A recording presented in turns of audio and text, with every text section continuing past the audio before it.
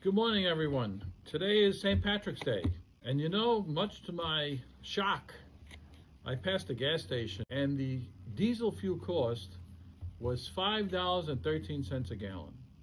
And regular fuel cost was $3.79 a gallon, which is kind of outrageous. And right now we have the Strait of Hormuz closed with the Iranian issue that our president has brought us into a war, which they don't call a war, but it is a war. And let me tell you, the Iranians will never, ever give up. You can bomb them the rest of your life. It'll never, ever give up. Like the Afghans used to say when we were in Afghanistan, you Americans wear the watches, but us Afghanis have the time. And that's exactly what the Iranians are doing.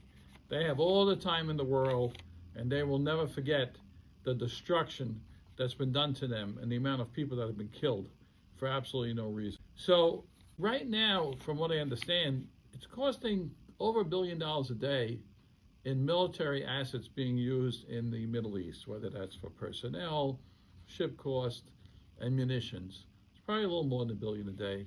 I don't think we have an exact figure yet.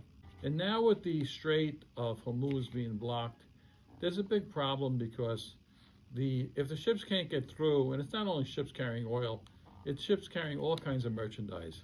So that's going to end up resulting in shortages throughout the world for goods that pass through that strait. And those shortages are going to lead to higher prices.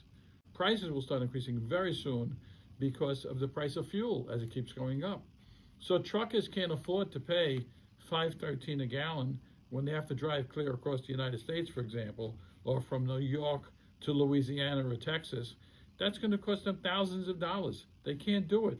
And the only way they can do it is if they push off the additional costs to the consumers who will eventually pay.